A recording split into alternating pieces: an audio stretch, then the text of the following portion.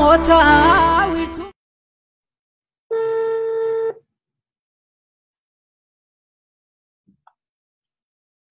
Hello. Nooru harka fuunee ani beekan gulummaarra naan jedhama. Biyya Amerikaa kutaa Massachusetts magaalaa Cambridge irraanii miidiyaa ODM kan miidiyaa hawaasaa irra tamsa'urraan sinii bilbilaa jira. Eenyu isiniin jedhu laata? Galatoomi beekan an Boonsoo Sabaan jedhama. Biyya Oromiyaa keessa kanan jiraatu lixa Oromiyaa fi carraa kana naaf kennuu keessanii guddaa galatoomaan isiniin jedha. Baay'ee fayyaa taagaa Boonsoo Sabaa meegaa kan lixa Oromiyaa jettanii kan naannoo miseensota waraana bilisummaa Oromoo akka jirtanidha. Egaa kanan odeeffata xinnoo qabu. Mee akkuma waliigalaatti akka ilma Oromoo tokkoottis akka nama qabsoo keessa jiru tokkootti waraanni bilisummaa Oromoo yookaan waboon saba isaarraa maal barbaada? Akkuma waliigalaatti immoo waboon saba Oromootiif maali? Tole galatoomii yaada yookaan gaaffii kana deebisuuf mee dura qabxii itti aanu deebisuuf yaala. Innis waboodhumti yookaan waraana bilisummaa Oromoo gabaabsinee yeroo barreessinu waboon saba Oromoof maali isa jedhamu deebiseen gara isa jalqabaatti deebinaa. Waboon yookaan waraana bilisummaa Oromoo jechuun kottoonfachiisa yookaan afaan Ingiliffaan abbreviation kan jedhamu kanarraa kan nuun hubannu waraana ta'ee waraana bilisummaa biyya Oromiyaaf dhaabbatee bilisummaa saba Oromoof dhaabbate. Kanaaf gabaabsinee waboo yookaan waraana bilisummaa Oromoo jennee waamne. Egaan waboon maal isa jedhamuuf wanti isa gochuudhaaf waraanni bilisummaa Oromoo yookaan waboon saba Oromoo irreef gaachana ta'ee biyya Oromiyaa saba Oromoo qabattee bara dheeraaf gabrummaa alagaa yookaan gabrummaa sirna Habashootaa waggaa dhibbootaaf lakkaa'aman jala kan turte biyyi ishee sarbamtee kan turte. Kana bilisoomsuuf kan dhaabbatee dirqamaa waadaa jaalleewwan qaqqaalii ganamaa fudhatee wareegama hir'ina qaamaaf lubbuu kaffaluun saba Oromoo bilisoomsuuf biyya Oromiyaa birmadummaa ishee mirkaneessuuf kan hanga wareegama lubbuutti kaffaluuf dhaabbateedha jechuudha gabaabumatti. Ulfaadhu jaalboonsa amma immoo keessumaa yeroo ammaa kana injifannootu jira jedhamee yeroo odeeffamaa jiru kana keessumattuu jijjiirama guddaa keessa gallee jirra jedha impaayerri Itoophiyaa isin itti duulaa jirtan kun. Amma akka keessanitti akka ilaalcha keessanitti jijjiirama dammaqinsa uummataa amma argame kana keessatti gaheen waraana bilisummaa Oromoo maali jettu?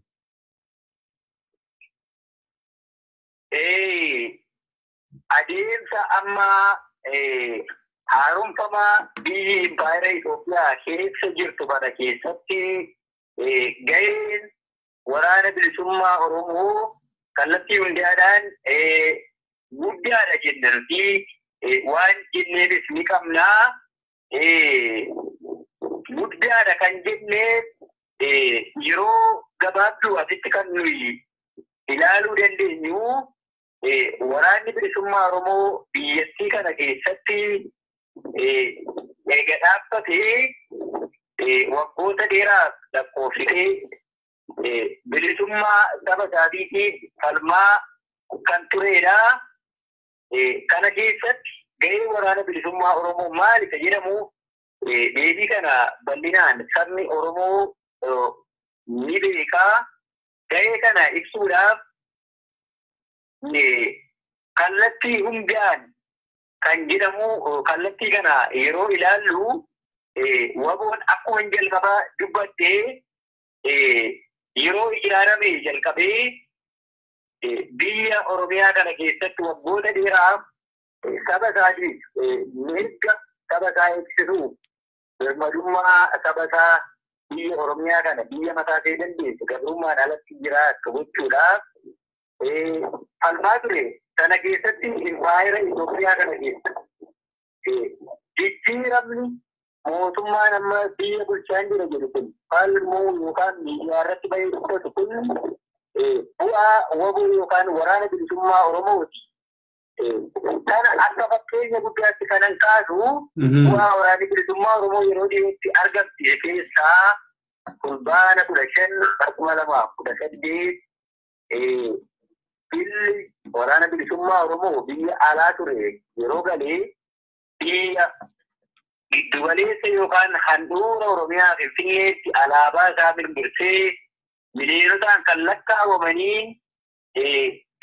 impaayera kana bulchan bu'aa nu kennine jedhanii yeroo dubbataniyyuu bu'aa waraanni bilisummaa Oromoo loonii adda addaatti argamu jiraachuusaa saba isaatiif falmuusaa dhaaba isaatiif jabinaan saba isaaf falmuusaa kan argisiisee addunyaan illee kan raajeffattu sabaaf sablammoonni biyyattii keessa jiranillee kan biraa raajen kumaatamaan kan lakkaa'aman mana hidhaati kan gadi dhiifaman gaaffii ilmaan Oromoo akka dhaabaatti bilisummaa Oromoo waraana isaa qabatee lubbuu isaa dabarsuuf wareegama guddaan kan inni manaa ba'eef kan inni gaafatee bu'aawwan akkas akkasii kan argisiise hangafummaan waraana bilisummaa Oromoo yookaan gahee waboo jedhee gabaabinaan dubbachuu nan danda'a jechuudha.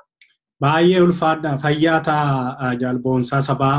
Inni kan biraan gaaffiin koo sirna amma impaayera Itoophiyaa keessa jiru kana keessatti namoonni tokko tokko aartistoota keessaas tokko as ba'anii bilisoomne irraa homaa qabsoonuu akka waan hin barbaachifneetti yeroo isaan itti dubbatanii waltajjii sirbaa qabatanii argama. Dabalataanis warri aaktivistoota ofiin jedhanii of muudan miidiyaa mataa ofii qabachuudhaan saba tasgabbeessuudhaan akka waan bilisummaan kun lafatti argamteetti.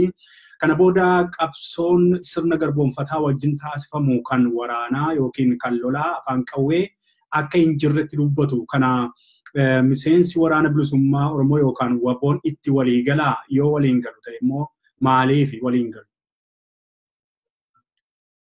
Eeyyee galatoomi yeroo dhiyootti akkuma dubbattee biyya keenya keessatti miidiyaalee sabaa himaa hawaasaa akkasumas miidiyaalee hawaasaa garaagaraa irraa kan dubbatamu bilisoomneerra yookaan haaromneerra kan jedhamudha. Isa kana waboon waraanni bilisummaa Oromoo yookaan addi bilisummaa Oromoo akka dhaabaatti kan ilaalu gaaffii kana deebisuuf jalqaba bilisummaa jedhamtu kana nama hundaa galeeraa laata jedhee shakkii qaba yookaan yoo galeefis kallattii bilisummaa sabaa yookaan biyya tokkoo kallattii mataa isaaniitiin yookaan murna xiqqaatiin akka eegatanii shakkii irraa qaba. Kana yeroo jiru bilisummaa jechuun gabaabumatti maal jechuudha? Biyyi tokko bilisoomteetti jechuudhaaf mirgi bilisummaa saba biyya sana keessa jiraatu mirkanaa'eera yookaan sirni dimokiraasii lafa qabateera. Isa jedhamuudhaaf biyya kana keessatti egaa akkuma dura dubbadde bilisummaan kan isheen faarfamtu guyyaa tokkoo fi waraqaadhaa fi miidiyaalee hawaasaarraa gadi buutee hojiidhaan argisiifamtee hin beektu. Yeroo hundumaa miidiyaalee hawaasaa fi waraqata irratti yookaan artiikilii isa jennu irratti argamti. Kanaan ala hawaasa keessatti baasee hojii ishee hojjettee hin beektu jechuudha. Namni tokko mirga dimokiraasii qabaachuuf jalqaba mirga uumamaa isaa kabajamuu qaba. Mirgi uumamaa utuu hin jiraatin biyya namni tokko hiree yookaan mirga jiraachuu uumaan kenneef hin argatin biyya dimokiraasii keessatti lafa qabatte jechuun hin danda'amu. Maaliif fakkeenyaaf wantoonni gurguddaan nu kaasnu biyya sabni Oromoo biyya abbaa isaatii keessatti mirga itti jiraachuu yookaan mirga uumamaa dhabe biyya namni ganama nagaadhaan manaa bahee reeffi isaa manatti deebi'u biyya namni mirga dubbachuu hin qabne biyya namni maatii tokko keessaa namni 3-4 kanneen kana fakkaatan sababa tokko malee yookaan sababa gaa malee hidhamuun yoo gaaffii gaafatan deebiin ajjeefamuun kana kan jiru keessatti hidhaa jechaan biyya guyyaa guyyaan itti baay'ate keessatti bilisoomnee irra yookaan haaromnee irra kan jedhan akkamittiin akka hubatan anaaf baay'ee ajaa'ibsiisaadha. Biyya akkasii keessatti waa'ee bilisummaa dubbachuun yookaan waa'ee haaromuu dubbachuun qaanii guddaadhaan jedha. Kanatti dabalee gabaabsee wanta ni kaa'u sabni Oromoo yookaan akka dhaabaatti addi bilisummaa Oromoo warra bilisummaa Oromoo bosona kan galee bilisummaa yaadaan yookaan tiyooriin waraqaarra teessuuf miidiyaadhaan afarfamtuu aktiivistiin tokko bahee fedha dhuunfaa isaatii guuttateef yaada uummataa waan bakka bu'e fakkaatee kana afarsaa oolu otoo hin taane bilisummaa yookaan haaromsa dhugaa barbaada. Haaromsa sirnaa barbaada malee haaromsa maqaa hin barbaadu. Sabni Oromoo haaromsa teessuma jijjiiruu yookaan maqaa jijjiiruu yookaan maqaa dhaaba jijjiiruu osoo hin taane haaromsa sirnaa bulchiinsa biyya sana keessatti barbaada. Kun immoo lafa bu'ee hawaasa keessatti hin argamu wanta ta'eef wanni sobaa baanii dubbachuu ittiin dhaadachuuf ittiin sirbuun qaanii guddaadha jedheen gabaabsee dubbachaa jechuudha. Ulfaadhaa fayyaa ta'a. Egaa wabboon egaa isa kanaaf qabsootti seenee bosonaa fi uummata gidduu jira. Egaa humni waboo fi humni sirna impaayera sanaa humni Iyaadig kuni wal simaa kana dhidhimsuudhaaf waan kana dhabamsiisuudhaaf garbummaa kana irra aanuudhaaf humni waraana bilisummaa Oromoo humnaan isa nu cabse kana darbachuudhaaf ga'umsa ni qabaata jetta yoo hin qabaatu ta'e immoo falli maali? Galatoomii kana ga'umsa ni qabaata jedheen afaan guuteen dubbadhaa. Ga'umsa isaa argisiisaa jiran kan kana caalus argisiisuu karooraaf tarsiimoo ni qabaata. Kanatti aansee wanta jechuu barbaadu sirna mootummaa biyya kana bulchaa jiru keessatti wanni arginu mootummaan biyya bulchaa jiru humna jabaa ni qabaata.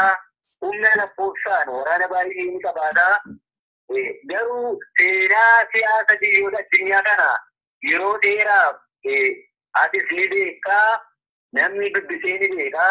Egaa biyyoota addunyaa kanarra jiranii keessatti uummanni yeroo kamillee injifatamee hin beeku. Mootummaan biyya kana bulchu yookaan sirni gabroonfataan ammaa kuni mootummaa uummata lolaa jirudha malee mootummaa uummata lolaa jiru miti. Uummanni immoo seenaa siyaasa addunyaa kana keessatti yeroo tokko injifatamee hin beeku, injifateeti malee. Kanaaf afaan guutee kanan dubbatu waboon yookaan waraanni bilisummaa Oromoo humna xiqqoo iyyuu yoo qabaatee kaba bal'aa qabaa. Waraana uummataati malee waraana mootummaa miti. Uummataaf lola malee uummata hin lolu.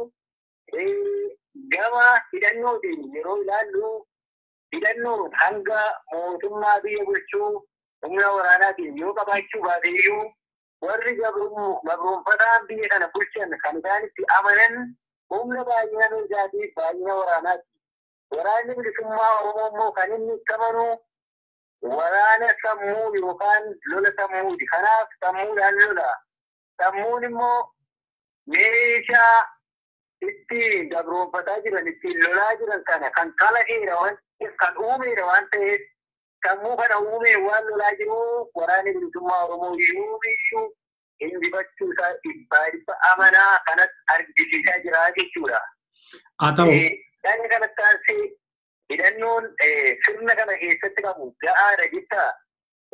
Yoo ga'aa hin taane furmaata maalii jira yookaan yaada maalii jira kan jedhu akkuma nama dubbatte hidhannoon inni jalqabaa hidhannoo sammuuti yookaan lola sammuuti.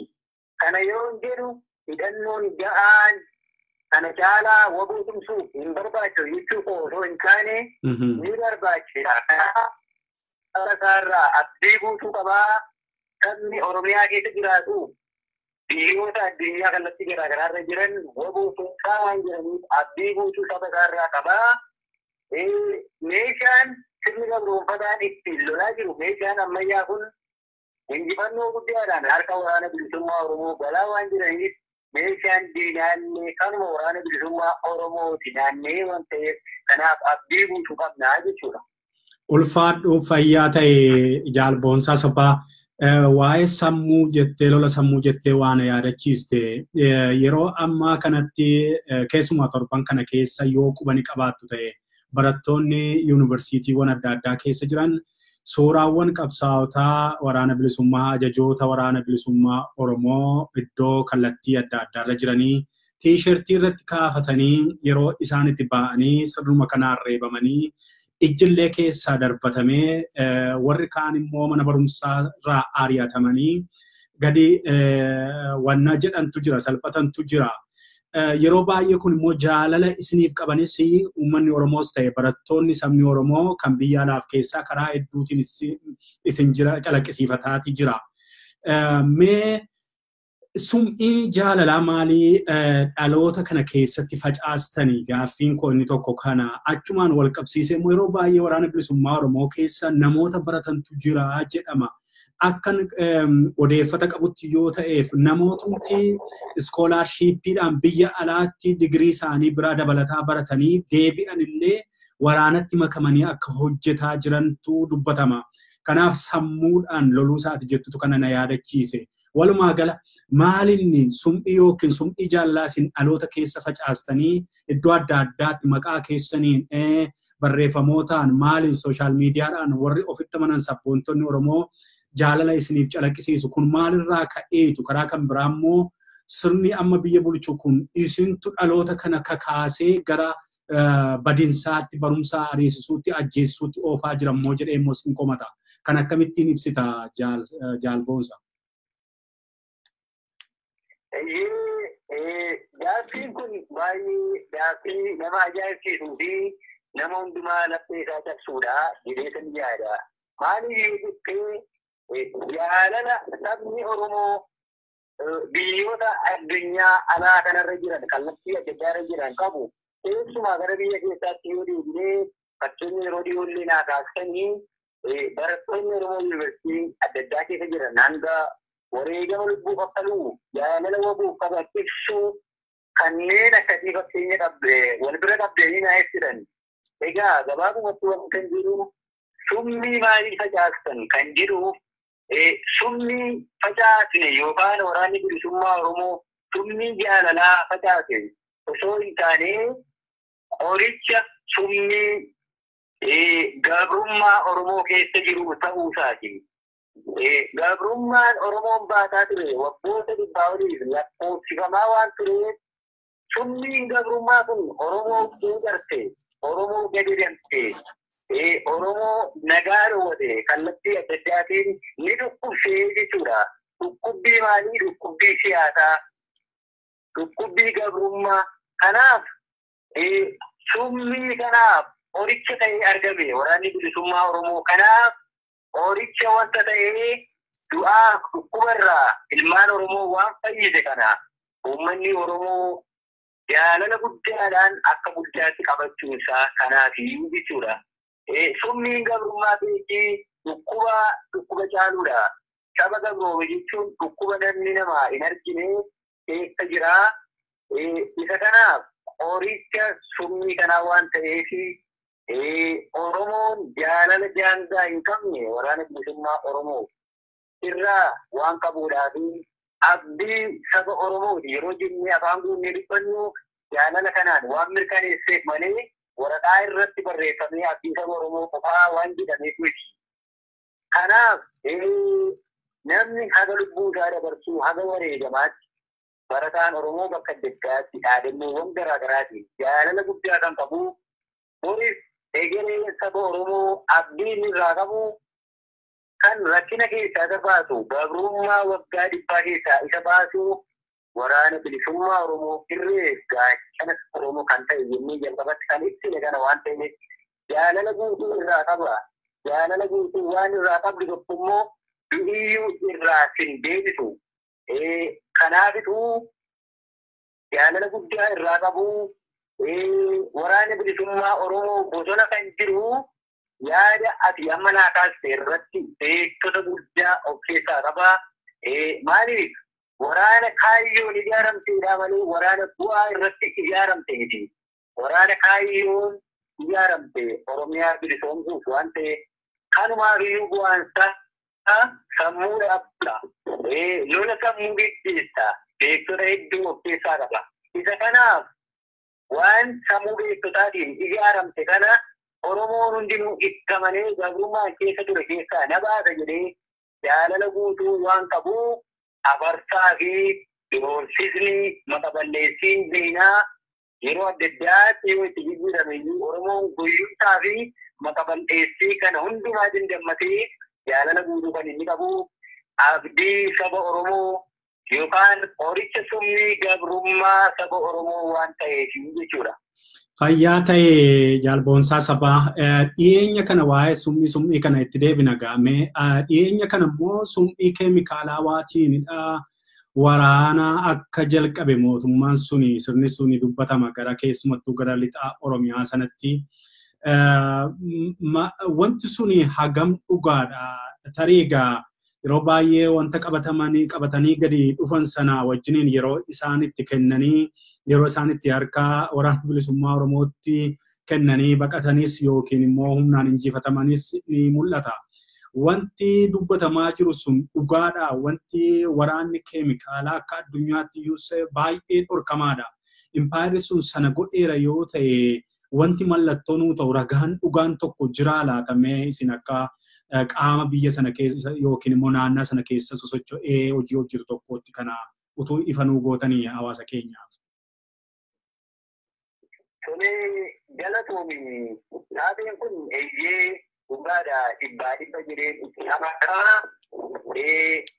Jalqaba isaarraa yeroo kaanuu gochi yookaan raawwiin kun godinoota Oromiyaa bika kanarra jiran lama keessatti guyyaa adda addaa irratti kan godhamedha. Taateen inni jalqabaa yookaan lolli jalqabaa Konyaa Wallagga Lixaa Ona Qondaalaa Araddaa Obaa Fardaatti jedhamu keessatti kan amma sitti dubbatu kana keessatti bitootessa 17 bara 2019 guyyaa dilbataa akka sa'aatii naannootti yookaan lookaal taa'een jennutti sa'aatii 9 hanga 11tti lola gidduu kanatti ture keessatti waan adeemsifamedha. Taateen lammaffaan immoo kanatti aansee Konyaa Qellem Wallaggaa Ona Anfilloo Araddaa Gattee jedhamu keessatti bitootessa 21 bara 2019 guyyaa kamisaa lola sa'aatii 5 hanga 9 kan naannootti adeemsifamedha. Godinoota yookaan konyaalee garaagaraa bifa kana keessatti lola guyyaa adda addaa dhiyaatu wal fakkaataa keessatti adeemsifaman kana keessatti iddoo adda addaatti raawwii ta'edha. Jechuun barbaadu dhugummaa taa'isuu kanatti aansee kanan dubbachuu barbaadu taateen kun hagam dhugaadha kan jedhuu fi jalqaba ragaa ni barbaachisa waan tokko ragaa qabatamaa ni barbaachisa wanta ta'eef sumni keemikaalawaa keemikaal weapons kan jedhamu akka dhaabbata fayyaa addunyaa yookaan World Health Organization jedhamutti hiikni isaa dhimma waraanaan wal qabatee maaloodha isa jedhamu baay'ee keessa seenuu osoo hin taane gabaabsee dubbachuun barbaada. Akka waliigaltee kanaatti yookaan Chemical Weapon Convention kan jedhamu addunyaan irratti waliigalee akkuma duraan dubbatte akkasuu kanneessaa kana dhahuu waliigaltee yeroo garaagaraa ni qabaatu isa kana ammaaf nanni isa giddifatee hin kaasu gabaabumatti ragaa qabatamaa ibsuuf kanan dubbachuu barbaade sumni keemikaalaa jechuun maal jechuudha isa jedhamu dhimma waraanaa keessatti wantoota summaawoo dhimma waraanaa keessatti sirni tokko yookaan waraanni tokko itti fayyadamu ta'ee jaagama qaamaa adda addaa fayyaa dhala namaa irrattii fi hanga rakkoo lubbuu namaa baduutti kan geessisan jechuudha. Wantoonni kunis kallattii kamiin fayyaa namaa irratti geessisu yookaan akkamitti ramadamu jedhamuu fi gara ragaa kanaatti adeemuun dura kanan gabaabsee dubbachuu barbaade chemical weapons agent jedhamu wantoonni dhala namaa irratti rakkoo fayyaa fidan kun rakkoowwan gurguddaa afur fidu dhala namaa irratti naannoon taateen kun itti ta'ee inni jalqabaa afaan Ingiliffaatiin blood agent, clotting agent, blaster agent, nerve agent warroota jedhaman kun gabaabumatti gaa kanallee gabaabsee firii isaa keessa seenuu otoo hin taane rakkoo inni jalqabaa oksijiiniin dhiiga namaa keessa socho'uu irratti warroota fidan inni lammaffaan lakkoo argamsuuf sirna argamsuu irratti kan fidanii kanneen biroon gogaa namaa irratti rakkoo mul'ataa yookaan ijaan argamu ni fidu. Inni dhumaa sirna narbii dadhabsiisuu hanga gaaga'ama du'aa irratti warroota ittiin ga'an. Kan arfanuu wanta isiniif kaasee mallattoowwan kun namoota gaaga'amni kun irra ga'ee waan irratti argameedhaaf. Taateen armaan olitti dubbate kun iddoo kana lamanitti namoota balaa kanaan saaxilaman irratti namoota 5 irratti godinaalee yookaan konyaalee lamaan kana irratti qabatamaadhaan ragaa dhaabbata fayyaa naannoo sana namoota kana tajaajilee fi ragaa haftee dabalataan haftee meeshaa irraa haftee meeshaan kun buqa'ee naannoo sanatti argamee amma qaama waraanaa keenya harka jiru irratti hundaa'u taateen kun dhibbaa dhugaadha jechuudhaa fi inni lammaffaan immoo jaalli tokko rakkoo kanaan lubbuu isaa kan dabarte ni jira. Kanaaf ragaalee gurguddaa akkasii qabna wanta ta'eef afaan guunnee hagam dhugaadha jedhamuuf taateen kun dhugaadha jennaa jechuudha.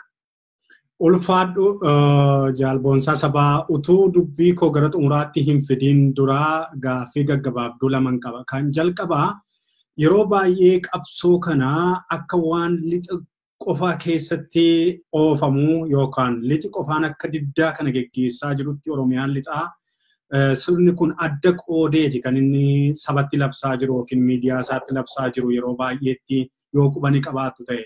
Dhuguma sochiin keessan sochiin falmannaa kuni guutuu Oromiyaa keessaa lixa keessattidha kan inni geggeeffamaa jiru lixa qofattidha. Maachaftuu lamaa finfinnee biitu faan akkamii gurgurama. Didi maaliif godaantaa godaanis yoo jedhanii ajjeesii irratti du'ii lafa kee lakkisini. Keenya baashiitti gurbaa kan haala seenaa nati nuuf karoo keenya. Lafa aadaa fi seenaa galma keenya ganama. Gaaddisa tumaa seeraa feera caffeetu lamaa.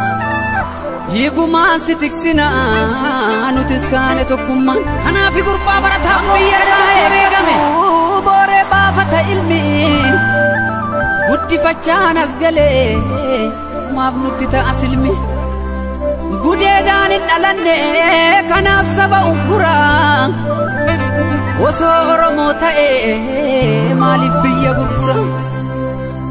Dadamma kilakii Oromoo bahaadhiyaa walitti dhaami amantii kutaa waliin qoqqoodini biyya si dhuunfattee ana galani. Dadamma kilakii Oromoo bahaadhiyaa walitti dhaami amantii kutaa waliin qoqqoodini biyya si dhuunfattee ana galani.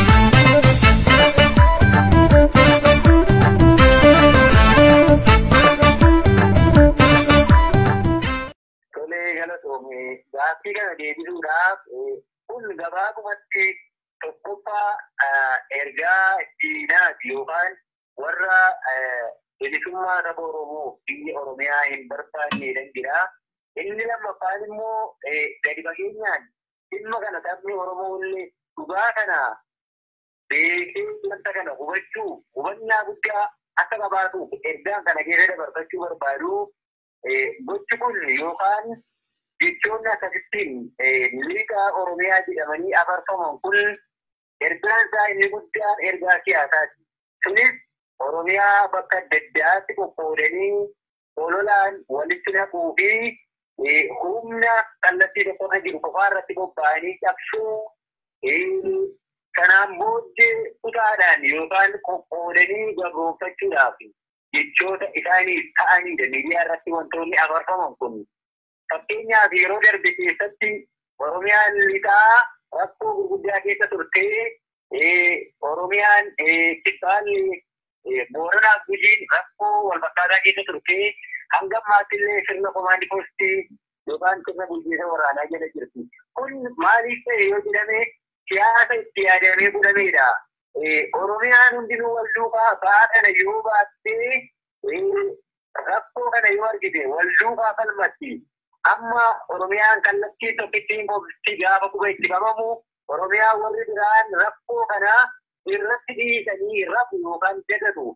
Kun immoo naannoon har'a nagaa ta'ee rakkoo kana yeroo argu warri kaleessa rakkoo kana keessa turan hubannaa gadi fagoo hin qabne kaleessa nuu birmachuu didan jechuudhaan qabsoon maalummaadhaan wal foqqooddaa lagaaf dandummaa waan taatuuf kun immoo ergama diinaa Oromiyaa gabroonfachuuf yeroo dheeraaf itti fayyadamaa turedha wanta ta'ee kanaaf kun ergaa diinaati malee waraanni bilisummaa Oromoo akka waraanaatti Oromiyaa kallattii hundaa keessa bobba'aa jira.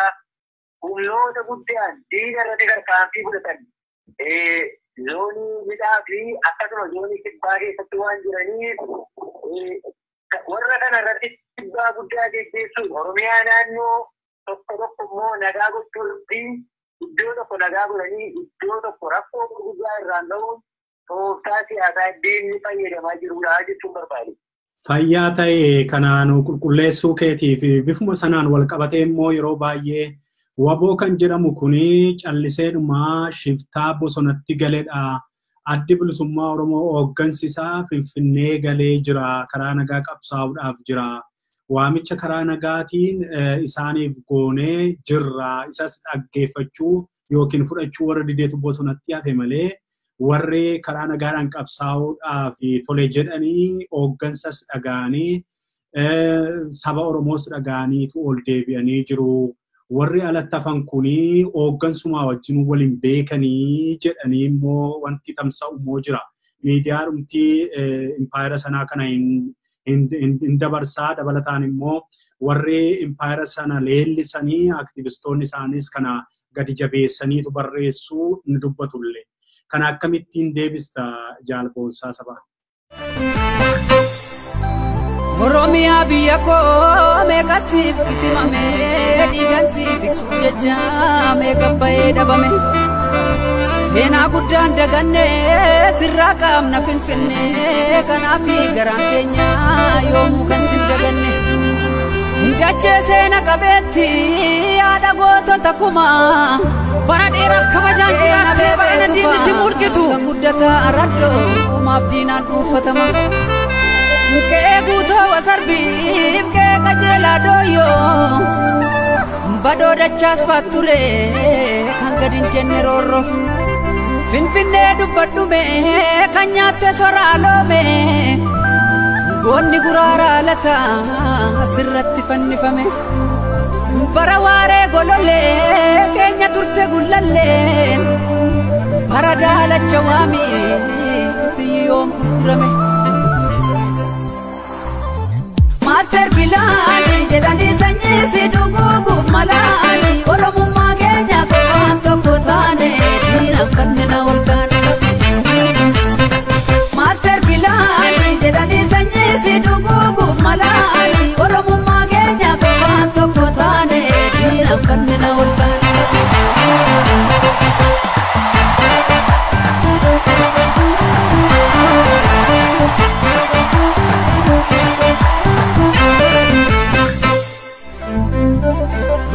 Sabombi aleni bigemi ariyer kumakabu ubatin debiu yo mujajabe kalmata fi murata jabara gonni base botuma tubeka wolol tuf gantuf agurra zabasi undu suma ega mati bekti gade lafa dirri holu akka gonna jeese foona laatti soru akkasna jani mati bekti gade lafa dirri holu akka gonna jeese foona laatti soru rajjedhu qalbiina keessa raafna fibe jarra tokko chalu jabaadhu yaa waboota biyyaaf lolu karaa natti deemtu milkiinsi faa tolu beelaaf dheebuun argiin ganamaa galgala jabaadhu ajjeesii sooratu bineensa gaggala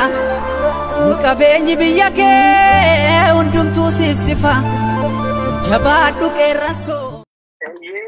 Kana gabaabumatti dhimma hooggansi isaanii giddu galeessa yookaan Finfinnee jiruu fi waraanni zoonii Itoophiyaarra jiru waliin beekan jedhuu fi maqaballeessiin shittaadha jedhu.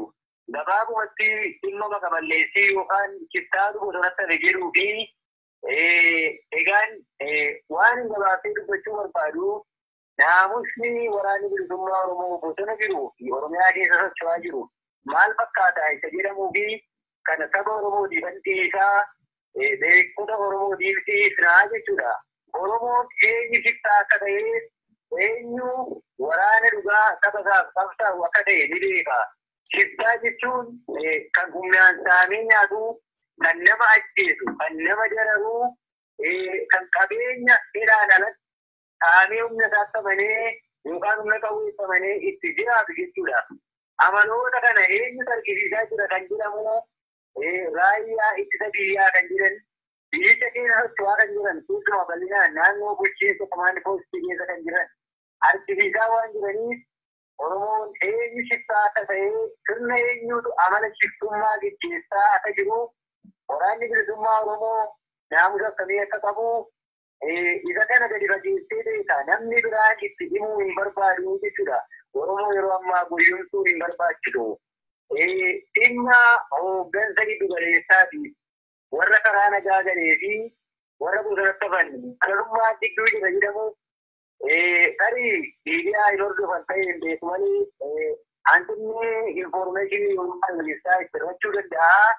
Yeroo darbe hooggansi giddu galeessaa waraana bilisummaa Oromoo miidiyaa hawaasaa irratti waan baatee dubbatee waraanni bosona jiru kan galis hooggansa tokko jala akka jiru isaan akka hoogganamullee dubbateera. Kanaaf kana hanqina hordoffii isaanii bal'isaa ammas boris taanaan waraanni zooniiwwan adda addaa bosona jiru hooggansi gidduugaleessaa Finfinnee jiru qaama tokkodha. Kanaan iddoo lamatti waraana bosona jiruu fi hooggansa giddugaleessaa bakka inni jiru gargar baasuun hin danda'amu. Kun gowwummaadha. Tooftaa inni itti fayyadamu keessaa kun tooftaa waldhaalummaa yookaan gowwummaa fi waraanni bilisummaa Oromoo ni beeka. Addi bilisummaa Oromoo hooggansi akka dhaabaatti ni beeka. Sabni Oromoo abbaan waraanichaa yookaan abbaan qabeenyichaallee kana ni beeka.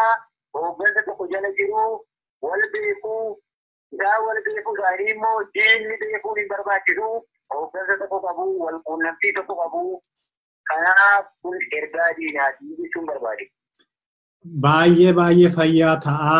Akkuma kana gaa amma dhumarratti erga sabni kun du'a jala garbummaa jala jira jettaniiti mee waraana bilisummaa Oromoo cinaa akkamittiin dhaabbata sabni Oromoo biyya keessa jirus ta'e biyya alaa jiru maal barbaaddu saba keessanirraa saba qabsooftaniif kanarraa maal barbaaddu yoo maal immoo argattan garbummaa kana sirna impaayera kana dhabamsiifna jettanii yaaddu gamanumaan mee saba alaaf keessaa isin dhaggeeffataa jiru kanatti dhaamsa keessan dabarfadhaa.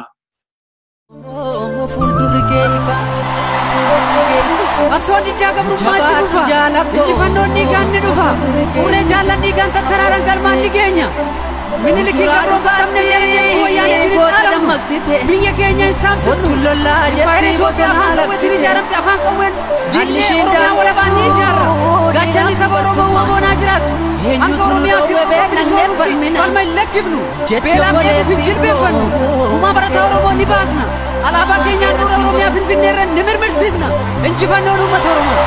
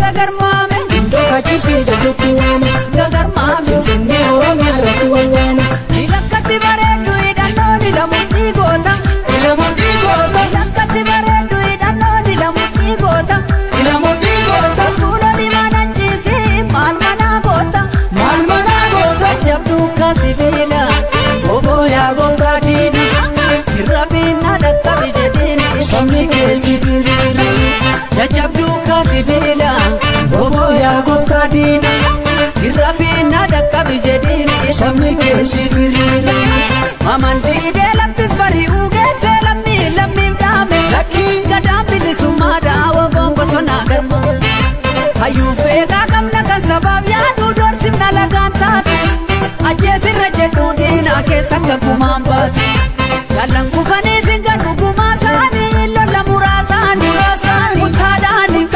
cibraadhaanii sabniidhaanii jabeeffadhu kilaashii keessi bu'ee bakka isaanii jabeeffadhu kilaashii keessi bu'ee bakka isaanii jabeeffadhu kilaashii keessi bu'ee bakka isaanii. Galatoomii jalqaba yeroo dubbanne waraanni bilisummaa Oromoo irreef gaachana saba Oromoo bilisummaa qancare yookaan waggaa gabrummaa waggaa dheeraaf saba Oromoo irra turee sirna tokko gara sirna biraatiin itti darbu kana ittisuu wareegama lubbuu kaffalee wareegama qaqqaalii kaffaluun ilmaan jechuun beektonni kallattii garaagaraatiin sabni Oromoo xiqqaa akka guddaatti itti hirmaatee bilisummaa biyya Oromiyaa fiduudhaaf tumsee waraana ijaareera jenneerra. Isa kanaaf waraanni bilisummaa Oromoo saba Oromoo irraa saba Oromoo biyya keessas ta'ee biyya ormaa jiran yookaan biyya hambaa jiran kallattii adda addaarraa maal barbaada bilisummaa biyya Oromiyaa fidu kan jedhamu gabaabumatti Oromoon yeroo ammaa waggaa dheeraaf waan keessa ture ni beekaa har'a immoo waan keessa jiru ni beekaa. Inni jalqabaa dhaabni adda bilisummaa Oromoo akka waraanaatti waraanni bilisummaa Oromoo maal barbaada Oromoo irraa kan jedhamu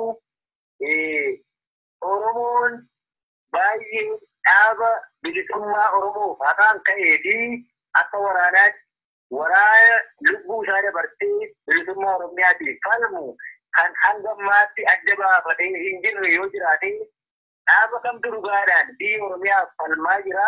Eenyutu Oromoof dhaabbate isa jedhamu beekuun gadi fageessee isa jalqabaati dirqama Oromoo hundumaatiin jira. Kanatti aansee Oromoon biyya alaa jiru biyya keessa jiru kutaadhaan amantiidhaan ilaalcha siyaasaatiin waan hundumaadhaan kanaaf kanneen kana fakkaatanii utuu waliin qoodin tokkummaa isaa cimsachuudha ergaa nu dabarsinu. Sabni tokkummaa qabu jabina qabaata. Sabni jalta qabu ni hinjifata. Sabni hinjifatee bilisummaa isaa argataa. Kanaaf qabeenya isaa kan ta'e waraana bilisummaa Oromoo kana tumsuun bira dhaabbachuudhaaf jalqaba maaltu barbaachisa? Tokkummaa Oromoo barbaachisa. Tokkummaa sobaa miidiyaa irra ba'anii dubbatan otoo hin taane tokkummaa dhugaa firii isee argamtee bilisummaa Oromiyaa fiddu kana keessumaa irra deddeebi'ee kana dubbatu wal qoqqooddaa siyaasaa, wal qoqqooddaa amantii, wal qoqqooddaa kutaalee garaagaraa Oromiyaa dhiisee tokkummaa isaa cimsatee bilisummaa isaatiif sabni Oromoo akka falmatudha. Inni kana taasisee jiru sabni Oromoo kallattii adda addaatiin biyya hambaa dhiibbaa garaagaraatiinis karaa adda addaatiin jiran maal gochuu qabu kan jedhamu diinagdeedhaan beekumsa isaaniitiin saba yookaan Oromoota beekumsa gurguddaa qaban biyyoota hambaa keessaa qaba. Oromoon akkuma beekamuun kun nama hundaaf ifaadha. Diinagdee dhaaba bilisummaa Oromoo waraana bilisummaa Oromoo bira dhaabbachuun dirqama isaanii dirqama lammummaa akka ta'e ergaa keenya dabarfannaa keessumaa beektota hedduu qaba Oromoon beektonni biyya alaa jiran afaan adda addaa dubbachuu dhiisanii afaan Oromoo afaan Oromiyaa bilisoomsu afaan tokkummaa dubbatanii bilisummaa Oromiyaatiif akka dhaabbatan beekumsa isaaniitiin bilisummaa biyya Oromiyaa kana gabrummaa jalaa baasuuf akka hojjetan namni tokko beekumsa isaatiin beekumsi kan faarfamu yookaan kan beekamu saba ofiitiin bu'aa tokko buusanii addunyaa kanarraa kan darbanne waanta ta'eef kanaan akka bira dhaabbatan ergaa keenya dabarfannaa jechuudha. Ulfaadhoo jaalboonsaa sabaa egaa miidiyaan ODM yeroo yerootti dhaamsa isin saba keessanitti dabarfachuu barbaadan akkuma kana duukaa bu'ee isin hordofuudhaan saba keessanitti akka isinii dhiyeessu gamanamumaan waadaa isinii gallaa yeroo keessanirraa yeroo muddituu kana keessatti qooddanii miidiyaa kanarratti tolee jettanii haala anjeffattanii sagalee kana waan naa kennitanii fi maqaa uummata Oromoo maqaa qeerroo qarree isin jaallatu hundumaatiinanii galata isinii qaba. Galatoomaa yeroo keessan qooddanii yeroo hojii yeroo mi'ooftuu biyya isin jirtanitti sa'aatiin illee yookaan yeroon hojii guddaaf gahee guddaa qabduu irraa hirmaattanii qabsoo saba Oromoo sagalee Oromoo Oromiyaa keessa cunqursaa adda addaa jiru bakka buutanii miidiyaa kana dhaabdanii dhugaa biyya Oromiyaa keessa jiru rakkoo Oromoo keessa jiru kana beekumsa keessaniif dinagdeedhaan wal ijaarsanii qabsoon kallattii adda addaatti waanta ta'eef kanarratti tumsa buutanii nu bira dhaabbattanii guddaa galatoomaan jedhaa. Jabaadhaa akkasumatti itti fufaa waliin dhaabbannaa beekumsa keessanii nu bira dhaabbadhaa jabaadhaan isin jedhaa galata guddaa isin biraa qabnaa injifannoon kan saba Oromootiin fada. Ulfaadhu jaalboonsaa sabaa egaan daawwattoota keenya alaaf keessa jirtanii kun qophii ODM qophii hamma ammaatti jaalboonsaa sabaa Oromiyaa lixaarraa wajjin taasisedha.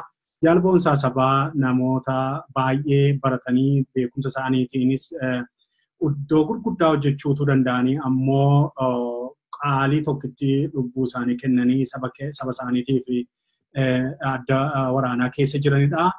Namoota Oromoon hayyoota ciccimoo jajjaboo akkasii kan bilisummaa birmadummaa fi walabummaa saba isaaniitiif bobba'an baay'ee qabaa kana amanee sabni keenya akka jabaatu kanumaan dhaamsa dabarfataa. Qophii kan biraatiin amma walitti deebinutti sirba warraaqsaa kanaa wajjiniini nagaati.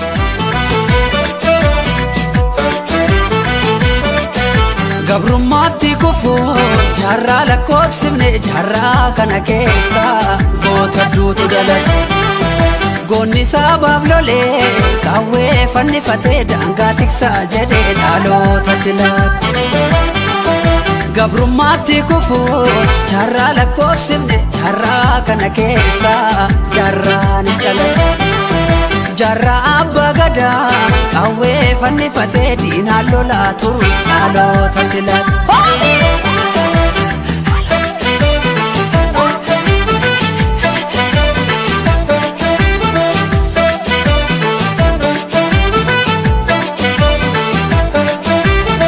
Minilik lammaffaa wallorraa eegalee gaafa nu weeraree ani isinii maruu nagayaan gaabbaruu qabdu jechuun ture. Ingabbaruu jedhee waggaa saddeet lolee gootummaadhaan darbee yaada kamuu qabaa leenjisoo diiggaadhaa kan seenaa geedda. Kamiseef sanbatee jirti ijoollee warqitu hirroorri si duyini yoomuu harka kenne. Ilmaan baalchaa saafoo ilmaan gara suuduki walisoo irra fudiinaaf arrasa fuura deebi'u. Jimma geeraan lolu mootii shanan gibe onneetu sibiila jirti ijoollee shane. Firri sabbaa waggaa goota caalii shone robbaaf gore deemnaa gara iluutirra gore. Yagantuudhiis maal fokkorrii biyya baasaatiif du'a korre. Ololtuudhiis maal fokkorrii akaakii galee jira korre. Yaa afuuftuu maal fokkorrii karchallee amboo jira korre. Abdii murattee kaatee jarrii gidduu seeni baasi gargare. Dammaqiinsaan eegidiina alagaan kolfa nama ciina. Meeqan nyaatamee mana hidhaatti kan ba'ee hafe hanga har'aatti. Oromoo buqqisuu biyya isaarra jilbeeffannoo manu ga'eera. Yaa afuuftuu maal fokkorrii biyya baasaatiif du'a korme.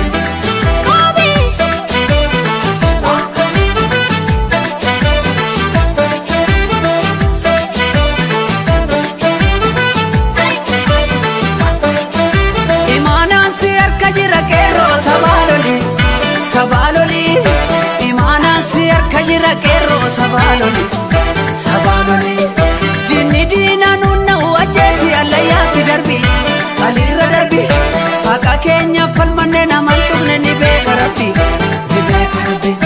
haqa keenya falmanne namantumne ni beeka rabbi imaanaan si harka jira falmadhu dhaloonni qube imaanaan si harka jira falmadhu dhaloonni qube kanaaf diinni nu mormatti taane dhibe barannee jijjiiramatu diina gube titaane dhibe yagantuu dhiis maal fokkorri qilintoo galee jira korme yaa afuuftuu maal fokkorri biyya baasaaf of kenna korme biyya jootee tulluu biyya olii kadingiliif naqamtee yaa biyya goota biyya kun salma moroda Shambu jaartee forroo kootu gootichi gimbi yeroo mandi keessa hanga daallee waan barate amboo ko ambaa lafaa akkamiin sirraa afa daangaa kabachiisa yeroo yoom gadi rafa jaagamaa badaanee erga daraara kafanii hinaaf harka laannee goota zangaa boojii.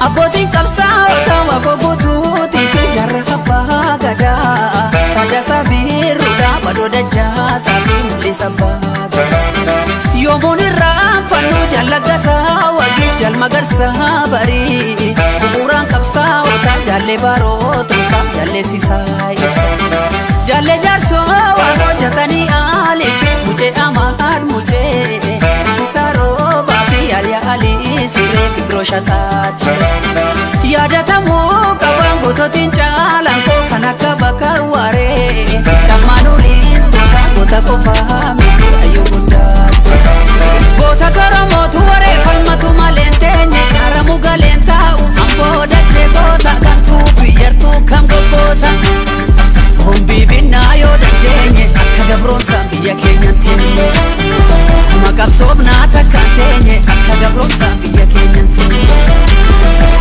goota tuffalmuun nimle qeerroon galee cimne wadaay biyya goota gantuu biyyattuu kam goggoota gantuu ajjeesuudhaan gumaa baafne qeerroo afanii fuura gaataane